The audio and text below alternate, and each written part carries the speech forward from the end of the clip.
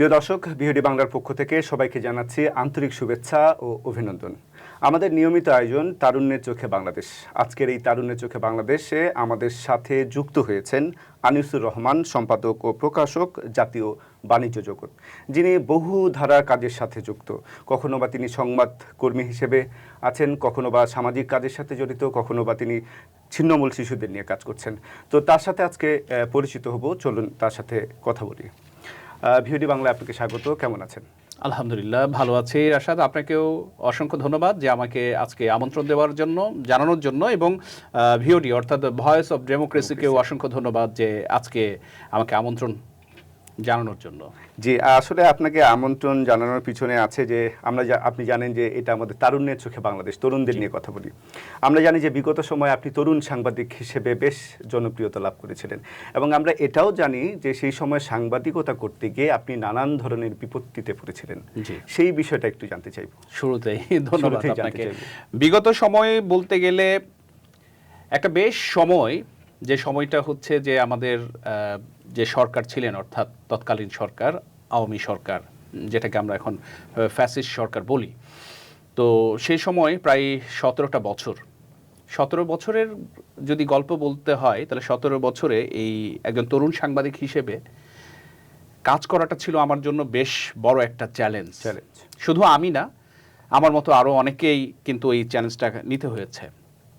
তো আমি এই 17 বছরে জেল, মামলা, হামলা, অসংখ্য ভার শিকার হয়েছি।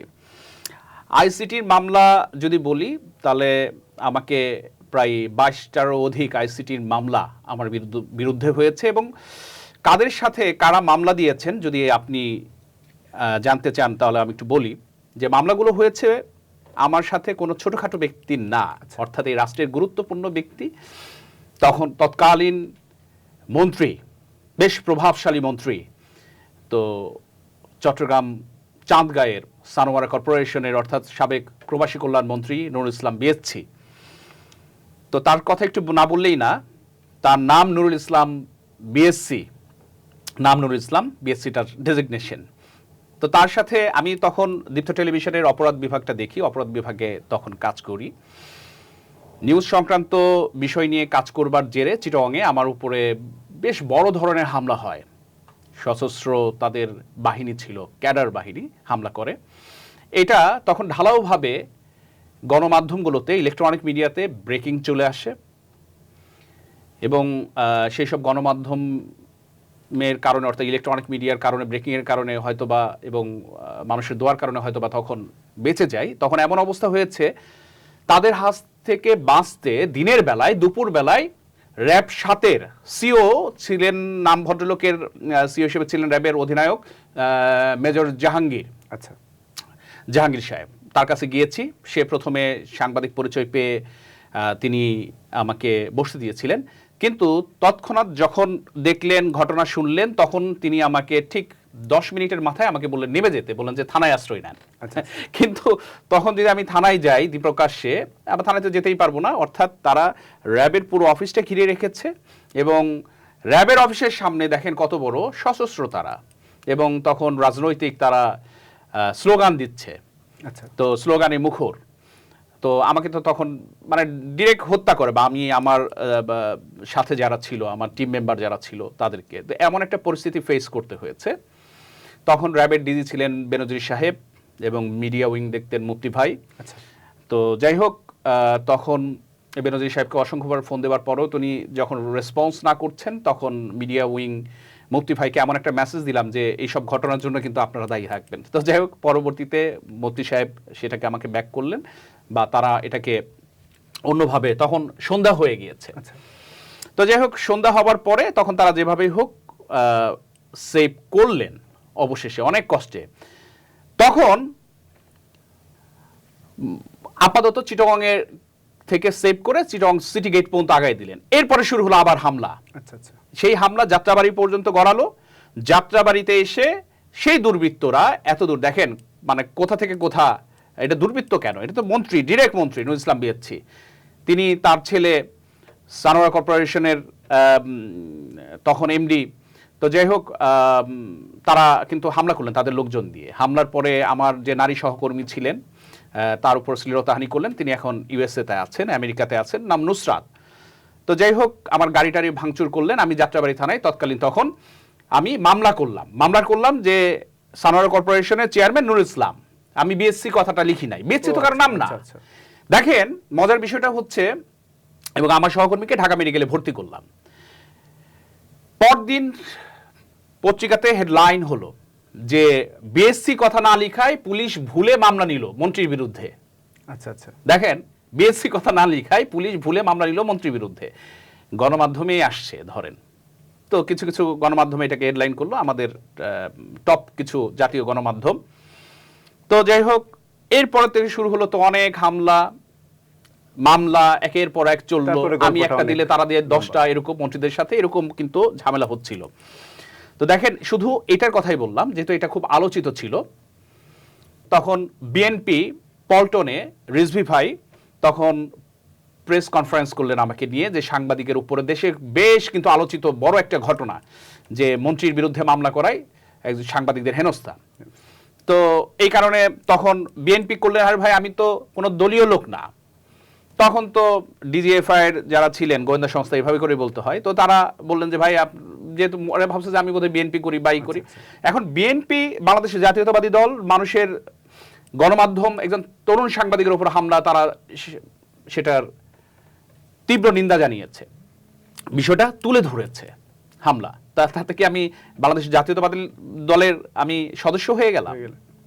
তো যাই হোক, এইসব নানাবিধ ঘটনা, শুধুমাত্র একটা ঘটনা, আমাকে এরপর জেলে যেতে হয়েছে, রিমান্ডে যেতে হয়েছে, অনেক কিছু অনেক ঘটনা ছোটখাটো বিষয় নিয়ে অনেক কিছু হয়েছে, কথায় কথায়। এরপর আওয়ামী লীগের আরও কিছু আপনার জেলা পর্যায়ের কিছু নেতা, জেলার সেক্রেটারি, এরপরে ছাত্রদল, ছাত্রলীগ, যুবলীগ, হ্যাঁ, এদের হামলা শিকার হতে হয়েছে।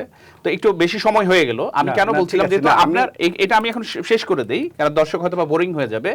তো আমি আনিসুর রহমান, গুগলে সার্চ করলে পাওয়া যায় যে দেখেন, কেউ কি যখন যার জন্ম হয়েছে তখন কি তার বাবা মা জানতেন যে তিনি ডাক্তার হবেন না ইঞ্জিনিয়ার হবেন না বিএসসি করবেন না অ্যাডভোকেট হবেন? জানতেন কি? জানতেন না। তার নাম তো নুরুল ইসলাম। তাহলে আমি বিএসসি তো কারো নাম না, আমি ইন্টারভিউটা এইভাবে দিয়েছিলাম। তারাও তুলে ধরছিলেন তখন, যারা আমাকে এই সংবাদ প্রচার করেছেন তারা তুলে ধরেছেন যে আমার যে ইন্টারভিউটা, যে নাম তো না তার, তাই আমি দেইনি। তো যাই হোক, এইসব নিয়ে অনেক ঝামেলা, একের পর এক ঝামেলা হয়েছে। তো এখন ওইখান থেকে ওভারকাম করেছি, অনেক কষ্ট হয়েছে। অনেকে ওভারকাম করতে পারেন নাই, অনেকে দেশের বাইরে চলে গেছেন। আমি কিন্তু দেশে ছিলাম। এবং অনুসন্ধানী সাংবাদিকতা বলতে গেলে আমি আরেকটা বিষয় আপনাকে একটু সংক্ষেপে বলি, যে অনুসন্ধানী সাংবাদিকতায় রেলের যে চরম লেভেলের দুর্নীতি, চাকরি বাণিজ্য, এরপরে বাংলাদেশ পুলিশের, যেটা আমি বলবো যে তৎকালীন আইজিপি ছিলেন শহীদুল ইসলাম, যিনি এখন কারাগারে আছেন। শহীদুল ইসলাম পুলিশ স্মৃতি স্কুল অ্যান্ড কলেজ মিরপুরে, শহীদ পুলিশ স্মৃতি, তার অনিয়ম, দুর্নীতি এবং মানে অসংখ্য নারী ঘটিত ব্যাপার, অসংখ্য অনেক কিছু হয়েছে ধরেন। এইসব বিষয় তখন আমি তুলে ধরছিলাম পুলিশের বিরুদ্ধে। এবং তখন আমি এই একটা ইলেকট্রনিক মিডিয়া, স্যাটেলাইট টেলিভিশন অর্থাৎ গ্লোবাল বলি, যে গ্লোবালে তখন আমি এই প্রতিবেদন তুলে ধরেছিলাম, রেলের দুর্নীতি তুলে ধরেছিলাম, পুলিশদের বড় বড় কর্মকর্তার দুর্নীতিগুলো তুলে ধরেছিলাম, যেটাকে আলোড়ন তৈরি হয়েছিল। এবং এই আলোড়নের ফলে কিন্তু তারা কিন্তু নিউজ ডিলিট করবার জন্য কিন্তু আমার সিইও বরাবর অনেক রিকোয়েস্ট করেছিলেন তখন। কিন্তু সেটি আমি বলেছিলাম একটা কথাই, যে এবং চেয়ারম্যান সাহেবকেও বলেছিলাম টেলিভিশনের, যে এগুলো অথেন্টিক, আপনার ভয় পাওয়ার কিছু নাই। আমার লাইসেন্সটা যদি বাতিল হয়ে যায়, না লাইসেন্স বাতিল হওয়ার কিছু নাই। তখন তাদের এমডি এবং চেয়ারম্যানকে এনশিওর করেছিলাম। এবং হ্যাঁ, ঠিকই, কিন্তু আমি সেটাকে ডিলিট করতে দেইনি। এবং যে কারণে কিন্তু তারা তখন বেশ তাদের টেলিভিশন অন এয়ারে আসার আগেই পপুলারিটি পেয়েছিল অনলাইনে। হ্যাঁ, প্রচুর। তো এই ধরনের প্রচুর কাজ করেছি ভাই। তো একজন তরুণ হিসেবে আমি এটা বলবো যে একজন তরুণ গণমাধ্যম কর্মী হিসেবে ওই সময়টা ছিল আওয়ামী লীগ সরকারের সময়, ওই সময়টা ছিল একটু বেশ বিভীষিকাময়। তবে আমি এটা বলবো যে আওয়ামী লীগের সবাই যে খারাপ সেটা না, ব্যক্তি দু এক মানুষ আছেন যারা গণমাধ্যম কর্মীদেরকে সাপোর্ট করতেন, কিন্তু মন্ত্রী মিনিস্টারদের অনেকের রোষানলে আমাকে পড়তে হয়েছে। আসলে আপনার এই প্রশ্নে প্রথমেই এই প্রশ্ন দিয়ে আমি শুরু করেছি এই কারণে, যদি গল্পটার একটা সারাংশ দাঁড় করাই, আপনি কিন্তু অনুসন্ধানী রিপোর্ট করতে গিয়েই কিন্তু এইরকম হেনস্থার শিকার হয়েছে, অর্থাৎ অসংখ্যবার হয়েছে, এবং সেটা কিন্তু আমি অনুসন্ধানী বিষয়টা কিন্তু এনে সেটা কিন্তু অন এয়ার করেছি জাতির সামনে। ঠিক সেই প্রশ্নটাতে আমি যাচ্ছিলাম যে এইরকম ভবিষ্যতে আবার হবার সম্ভাবনা কিছু দেখছেন কিনা? এখন তাতে গণমাধ্যম কর্মীরা কতখানি স্বাধীন সেটা তো আসলে বলার অপেক্ষা রাখে না।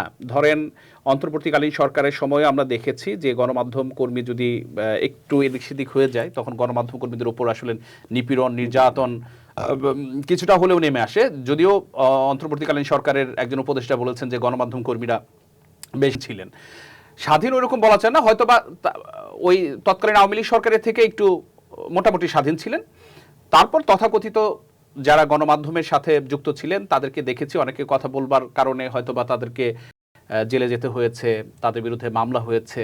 তো এটা তো আসলে আমরা প্রত্যাশা করি না। যে কোনো গণমাধ্যমেই সঠিক সংবাদ আমরা প্রকাশ করব এবং অনুসন্ধানী সাংবাদিকতায় আমরা তথ্যবহুল সংবাদগুলো আমরা দিব। বর্তমান সরকারের কথা একটু বলতে হয়। বর্তমান সরকার তিনি একজন তারুণ্য নির্ভর সরকার।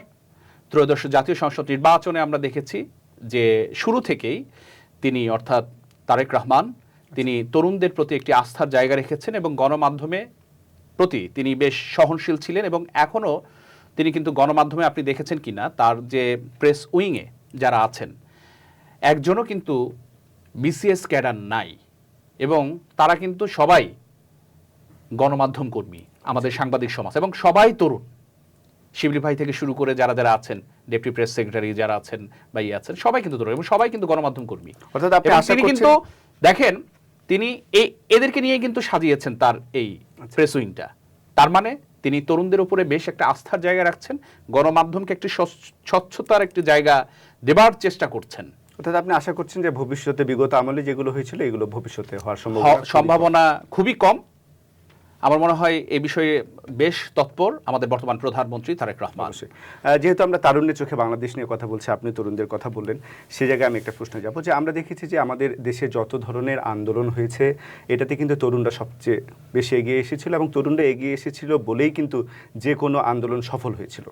তো আমরা দেখতে পাচ্ছি জুলাই আন্দোলনের আগের একটা প্রেক্ষাপট তরুণদের মধ্যে চিন্তাভাবনার মননের একটা চিন্তা, এবং জুলাই আন্দোলন পরে বিশেষ করে এখন আপনি কোনো পার্থক্য দেখতে পান কিনা তরুণদের মননে? তরুণদের মননে পার্থক্য যদি বলি খুব সংক্ষেপেই বলতে হবে যেহেতু আপনার সময় কম, আমি এর আগে অনেক কথা বলে ফেলছি। তো এখন পার্থক্য হচ্ছে একটা জায়গায় দেখেন, আওয়ামী লীগের সময় হয়তো বা তখন তরুণদের আমার মতো কত তরুণের কি পরিস্থিতি হয়েছে আল্লাহই ভালো জানেন।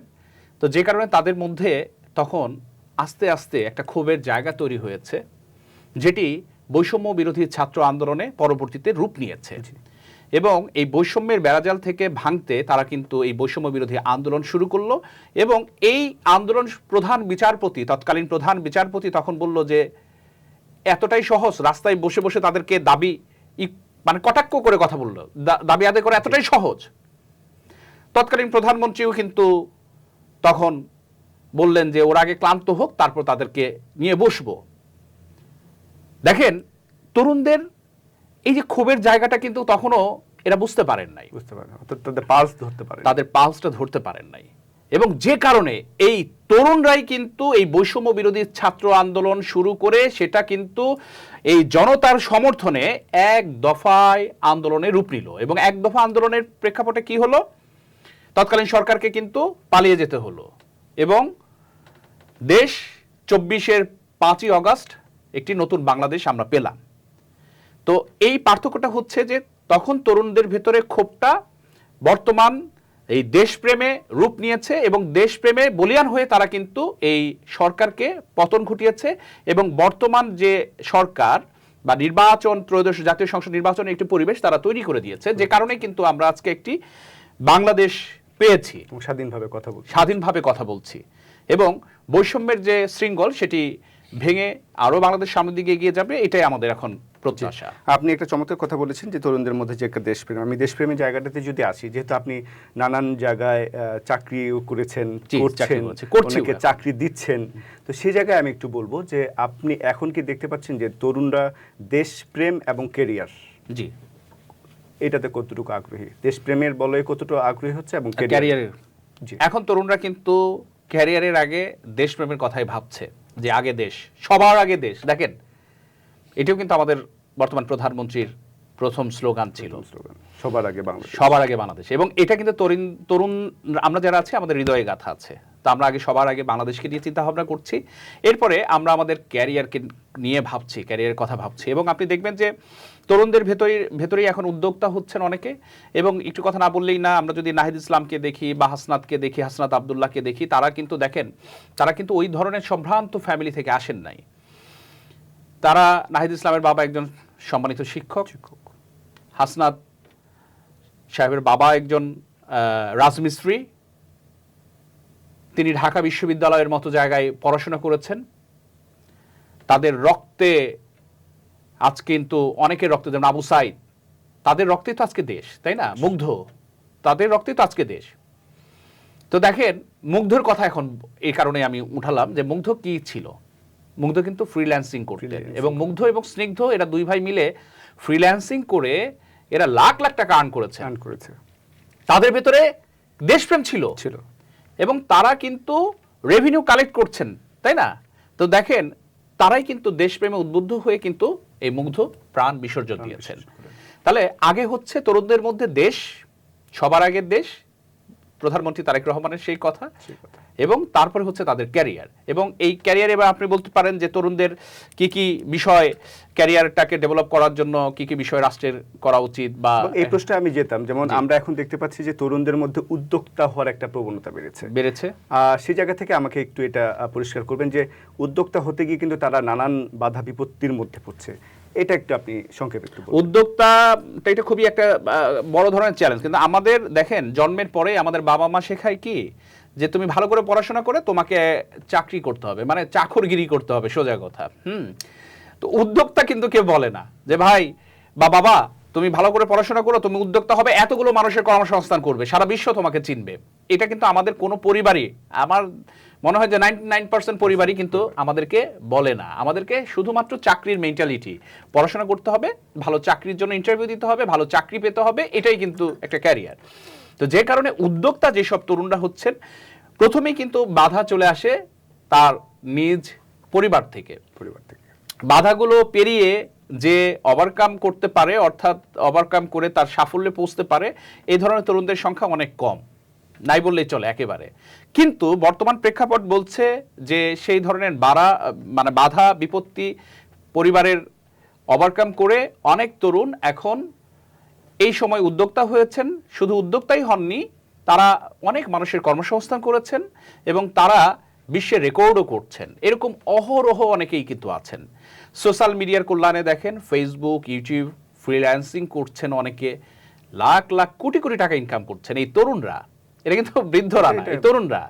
এবং এই তরুণদের দেখে এখন মাঝবয়সী বা বৃদ্ধরাও কিন্তু তারাও করছে, ভালো ভালো চাকরি ছেড়ে দিয়ে কিন্তু করছেন। এবং যারা আগে আমরা বলতাম যে হাউসওয়াইফ, তারাও কিন্তু এখন হাউসওয়াইফ যারা, হ্যাঁ, গৃহিণী যারা আছে, তারাও কিন্তু ইনভলভ হচ্ছেন বিভিন্ন কাজে। অর্থাৎ এখন আর ঘরে বসে থাকার সময় নাই, অর্থাৎ নিজে উদ্যোক্তা হয়ে আরো 10 জনকে কাছে নিজেকে মডেল উপস্থাপন করার মাধ্যমে আরো অনেক উদ্যোক্তা কিন্তু তৈরি হচ্ছে, যে রফিক পারলে করিম কেন পারবে না, সেটাই কিন্তু আমরা এখন দেখছি। এটাও তো একটা দেশপ্রেমী, হ্যাঁ, টার্নিং। এখন সরকারের উচিত যে এই তরুণ উদ্যোক্তাদেরকে আরো বেশি এগিয়ে নেবার জন্য রাষ্ট্রের একটি বাজেট করা, রাষ্ট্রের বাজেট কিন্তু আছে, যুব উন্নয়ন, হ্যাঁ, এটাকে আরো পরিধি বাড়ানো, এবং তাদেরকে সহজ শর্তে এটা ঋণ দেয়া, এবং পারলে সুদবিহীন।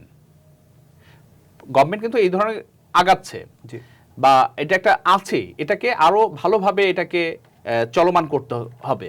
এবং যেখানে ট্যাক্সের যে ব্যাপার, অর্থাৎ এই তরুণ উদ্যোক্তাদের ট্যাক্সের বিষয়টাও কিন্তু এটা মাথায় রাখতে হবে। কেন, আমি এরই মধ্যে আমার কিছু বন্ধু বান্ধব আছেন যারা রেস্টুরেন্টের মালিক, বেশ বড় বড় রেস্টুরেন্ট দিয়েছে তারা, ফুড স্টেশন, ফুড কোর্ট থেকে শুরু করে, তারা ভ্যাট যে তাদের যেভাবে চাপিয়ে দেয়া হচ্ছে, এবং এই ভ্যাট চাপিয়ে দেওয়ার ফলে বেশি ওই ভ্যাটের যারা অসাধু কিছু কর্মকর্তা আছে, তারা বলতেছে ভাই 100 টাকা দিতে হবে কেন, আমাদেরকে 20 টাকা দাও, আমরা চলে যাই। তো এটা আমার গত কয়েকদিন আগে আমার বন্ধুরা বলছিলেন যে এটা গভর্নমেন্টের দেখা উচিত এত ভ্যাট কেন, আমরা ভ্যাট দিতে রাজি আছি, আমাদেরকে সহনশীল করতে হবে, হ্যাঁ তরুণ উদ্যোক্তারা। তো এই কারণে তরুণ উদ্যোক্তারাদের ক্ষেত্রে সরকারের এটা অবশ্যই নজরের মধ্যে রাখতে হবে, তাদের মাথার উপরে ছায়া দিতে হবে, তবেই না তরুণরা আরো বেশি এগিয়ে যাবে। জি, অসাধারণ বলেছেন। যেহেতু আপনি সোশ্যাল মিডিয়ার কথা বললেন, সেই জায়গায় আমি একটু ছোট্ট করে আসবো যে সোশ্যাল মিডিয়ার যুগে কি তরুণরা কি সত্যিকার সংবাদটা পাচ্ছে, নাকি একটা ট্রেন্ড ফলো করছে বা কিছুটা গুজবে বিভ্রান্ত হয়ে এটার একটা নেগেটিভ ইম্প্যাক্ট পড়ছে কিনা সমাজে? নেগেটিভ পজিটিভ মিলিয়েই, নেগেটিভের সংখ্যা যেমন আছে পজিটিভের সংখ্যাও আছে। আমি তাহলে একটু বলতে হয় এখানে, এখন স্মার্টফোন কার নাই আপনি বলেন? প্রত্যেকের কিন্তু স্মার্টফোন আছে। একজন রিক্সাওয়ালা বলে, একজন সবজি বিক্রেতার বলেন, সবারই কিন্তু স্মার্টফোন আছে। আর যার স্মার্টফোন আছে, তৎকালীন স্বরাষ্ট্রমন্ত্রী আসাদুজ্জামান খান কামাল তিনি বলেছিলেন যে এখন সবাই সাংবাদিক, যেহেতু প্রত্যেকের কাছেই মোবাইল ফোন আছে, সুতরাং সাবধান, বি কেয়ারফুল। এটা তার কথা বললাম এই কারণেই যে ওই সময় তাদের যে কুকর্ম, তাদের যে ঘটনাগুলো, তারা কিন্তু এই মোবাইল ফোনের মাধ্যমেই পথে ঘাটে সেগুলো কিন্তু বেরিয়ে আসছিল, এবং এটি কিন্তু মূল মিডিয়াতে তখন আমরা মূল মিডিয়ার যারা আমরা অনুসন্ধানী সাংবাদিকতা করি, আমাদের কাছে এসে আমরা প্রচার করতে পেরেছি, বেশিরভাগই প্রচার করতে পারিনি। এটা কেন? ওটাকে আঁচ করতে পেরেছেন বিরাহাই কিন্তু তখন তিনি এই কথাটা বলেছিলেন। তাহলে সাংঘাতিক একটি সোশ্যাল মিডিয়া কিন্তু এটা আমরা দেখেছি এই মিডিয়ার যুগে, এই যে সোশ্যাল মিডিয়ার যুগে, যেহেতু সামাজিক যোগাযোগ মাধ্যম ফেসবুক খুবই শক্তিশালী একটি মিডিয়া, আপনি ইলেকট্রনিক মিডিয়া এবং প্রিন্ট মিডিয়ায় একটা খবর, তৎক্ষণাৎ খবরটা হয়তো বা লাইভের ক্ষেত্রে যায়, কিন্তু সেটি দেখতে গেলে হয়তো বা মোবাইল ফোনে দেখতে হবে কিংবা টেলিভিশন স্ক্রিনে গিয়ে দেখতে হবে, আপনাকে একটু সময় নিয়ে দেখতে হবে, তাই না? আর মোবাইল ফোনে তো আমরা সবসময় চ্যাটিং করছি। সুতরাং ধরেন সদরঘাটের যে ঘটনাটা ঘটলো, খুবই মর্মান্তিক নির্মম ঘটনা, এই ঘটনাটি টেলিভিশনে বা অন্যান্য মিডিয়াতে আসবার আগে কিন্তু সোশ্যাল মিডিয়াতে চলে এসেছে। শুধুমাত্র সদরঘাটের ঘটনা না, এবার ঈদে আরো অনেক বড় বড় ঘটনা। শেষের দিকে আমরা দেখলাম হচ্ছে পাটুরিয়া ঘাটে যে বাসটি পড়ে গেল পানিতে, সেটি কিন্তু সোশ্যাল মিডিয়ার কল্যাণে কিন্তু আমরা আগেই দেখেছি। তবে হ্যাঁ, এখন এই সোশ্যাল মিডিয়ার ক্ষেত্রে আমাদের একটু সচেতন থাকতে হবে, এই কারণেই যেহেতু এআই একটি প্রযুক্তি আছে। এআই দিয়ে আমরা ইসরায়েলের যে প্রধানমন্ত্রী দেখেছি যে তাকে বানানো হচ্ছে, তিনি যখন মিডিয়ার সামনে আসছেন না তখন বিভিন্নভাবে তাকে বানিয়ে উপস্থাপন করতে হচ্ছে, এবং সেখানে এআই এর যে প্রযুক্তি, এটা একটা ভয়ানক প্রযুক্তি। তো না, ভালো দিকে আছে, কিন্তু আমার মনে হচ্ছে এআইটা 90% নেগেটিভ হিসেবে ব্যবহার হচ্ছে। বোঝার উপায় নাই। এআই আপনাকে এমন সব মানুষের সৃষ্টি করবে যে মানুষকে দেখতে, গায়ে গঠন সবই একটা সাধারণ মানুষ, কিন্তু তার কোনো অস্তিত্বই পাবেন না পৃথিবীতে, হ্যাঁ, তাকে খুঁজেই পাবেন না। তো যে কারণে হচ্ছে আমাদেরকে এখন সতর্ক থাকতে হবে যে সোশ্যাল মিডিয়ার কল্যাণের যুগে যেভাবে আমরা সংবাদটা পাচ্ছি খুব সহজেই, তেমনি কিন্তু আমরা নেগেটিভ জিনিসগুলো এমনভাবে উপস্থাপন করছে যে এই বুঝি এই আমার দেশে হামলা হলো, এই বুঝি আমার দেশের কোনো দুর্ঘটনা ঘটলো, বা এই বুঝি আমার দেশের প্রধানমন্ত্রী কি হলো, বা সাবেক প্রধানমন্ত্রী তিনি একই বললেন, বা মানে এই যে আতঙ্কের যে জায়গা তৈরি করছেন, এই জায়গাগুলো থেকে আমাদেরকে সচেতন হতে হবে। আবার কিছু দুষ্কৃতিকারী অপরাধ করে এআই এর নাম দিয়ে দিচ্ছে। কিভাবে সেটি আপনি জানেন যে কিছুদিন আগে একজন ইওনো, একজন উপজেলা নির্বাহী কর্মকর্তা, তার কিছু নগ্ন ভিডিও বেরিয়ে হয়েছে নোয়াখালী। তো তিনি আবার এটাকে দোষারোপ দিয়ে দিলেন যে এটা এআই দিয়ে করা, এআই দিয়ে করেছে। অর্থাৎ কোনো কিছু ঢাকতে এখন এআই কে আমরা ব্যবহার করছি। অর্থাৎ দেখেন নেগেটিভ পজিটিভ এআইটা মানে কোন দিকে চলে গেছে। এখানে আমি বলবো যে 90% এআই প্রযুক্তি যেটা আছে এটা খুবই বিপজ্জনক একটি প্রযুক্তি। এ থেকে আমাদেরকে সকলকে সচেতন হতে হবে। আর সচেতনতা এটাকে আমাদেরকে অ্যাওয়ারনেস যেটা, এটা বাড়াতে গেলে আমরা যারা মিডিয়া আছি, যেমন এটা ভয়েস অফ ডেমোক্রেসি যেটা আপনাদের ভিওডি বাংলা, সেটি এরকম বড় একটা হাতিয়ার হিসেবে কাজ করতে পারেন। অন্যান্য ইলেকট্রনিক প্রিন্ট মিডিয়া যারা আছি আমরা, এরপর ডিজিটাল মিডিয়া যেগুলো আছে, আমরা সবাই মিলে যদি এটাকে সচেতন করি, তাহলে আমার মনে হয় যে মানুষের ভেতরে সচেতনতা জায়গা একটা তৈরি হবে, এবং সোশ্যাল মিডিয়া নিয়ে আমরা খুব মানে ব্যবহারটা করব আমরা, যাতে এটা পজিটিভলি করতে পারি সেই বিষয়টা যাতে আমরা খেয়াল রাখতে পারি। এবং এই সোশ্যাল মিডিয়ায় তো হচ্ছে জুলাই আন্দোলনের একটা বড় একটা অবদান রেখেছিল এবং যে কারণে কিন্তু তখন ইন্টারনেট প্রযুক্তি অর্থাৎ সেটাকে বন্ধ করে দেওয়ার পরও কিন্তু বিভিন্ন প্রযুক্তির সহায়তায় কিন্তু এটা একটা বড় একটা মার্চ করেছে এবং এর ফলেই কিন্তু গণ অভ্যুত্থানটা কিন্তু হয়েছে, যে কোথায় কি হচ্ছে সারা মানুষ জানলো কিভাবে। আসলে সত্যিকার অর্থে আপনার সাথে কথা বলে চমৎকার লাগলো, নানান প্রসঙ্গ বেরিয়ে আসলো এবং আপনি যে তরুণদের নিয়ে ভাবছেন সবকিছু মিলিয়ে খুব ভালো একটা আড্ডা। এটা অভিজ্ঞতার থেকে আসলে মানে অভিজ্ঞতা তো ওরকম কিছু না, এখনো তো আমরা কাজ করছি, আপনি বলতেন এখনো তো কাজ করছি। তো যে কারণে হচ্ছে ধরেন এই তরুণদের দিয়ে তরুণরাই রাষ্ট্র জয় করলেন, অদম্য বীর যারা আছেন। আমাকে আজকে কিছুক্ষণ আগে একজন অদম্য বীর, যিনি জুলাইয়ের কোনো খেতাবে নাম নাই, লিস্টে নাই, কিচ্ছু নাই, এরকম ছেলে 1 বছরের মতো হসপিটালে ছিল, আবারও হসপিটালাইজ, অর্থাৎ তার শরীর দেখলে আপনি আতঙ্কিত হয়ে যাবেন, এত মা নেই, বাবা নেই, এরকম অসংখ্য অদম্য বীর এখনও আছে যারা কিন্তু এখনও বঞ্চিত। তারা কোনো রাজনৈতিক দলের ব্যানারে যায় নাই, তারা খুবই সাধারণ মানুষ। তারা চেয়েছিল বৈষম্যহীন একটি রাষ্ট্র, যাতে সুন্দরভাবে সাধারণ মানুষ বসবাস করতে পারে।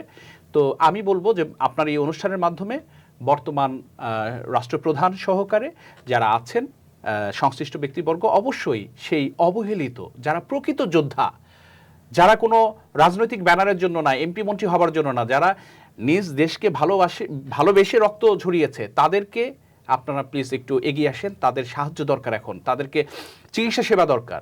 আমি তাকে বলেছিলাম যে চিকিৎসা, আপনি কি রাষ্ট্র থেকে কোনো কাজকর্ম চান? উনি বলেন যে না, রাষ্ট্র শুধু আমাকে একটু চিকিৎসা সেবাটা দেখ, বাকিটা আমি ইনকাম করে আমি রাষ্ট্রকে দিব উল্টো। তো যাই হোক, তরুণদের ভাবনা, এই হচ্ছে তরুণদের ভাবনা। আসলে সত্যিকার অর্থে আমাদের অনুষ্ঠান একেবারেই শেষ প্রান্তে চলে এসেছে। আপনাকে অসংখ্য ধন্যবাদ জানিয়ে আজকের অনুষ্ঠানটা এখানেই আমরা সমাপ্তি টানতে চাচ্ছিলাম। ধন্যবাদ আপনাকেও। দর্শক, কথা বলছিলাম আনিসুর রহমানের সাথে, যিনি তরুণদের নিয়ে কথা বলছিলেন, যিনি অনুসন্ধানী রিপোর্ট করতে গিয়ে নানান ধরনের বিপত্তির মুখে হয়েছিলেন, যিনি সবসময় বিশ্বাস করেন তরুণরা সামনে বাংলাদেশকে অনেক দূরে এগিয়ে নিয়ে যাবেন। আমরা বিশ্বাস করি তার এই আলোচনায় অনেক কিছু বেরিয়ে এসেছে এবং আপনারা যারা আমাদের ভিওডি বাংলার সাথে ছিলেন তারা অনেক উপকৃত হয়েছেন। দর্শক, এতক্ষণ ধরে যারা ভিওডিতে ছিলেন তাদেরকে অসংখ্য ধন্যবাদ জানিয়ে আজকের মতো অনুষ্ঠান এখানেই শেষ করছি। সবাই ভালো থাকবেন, সুস্থ থাকবেন।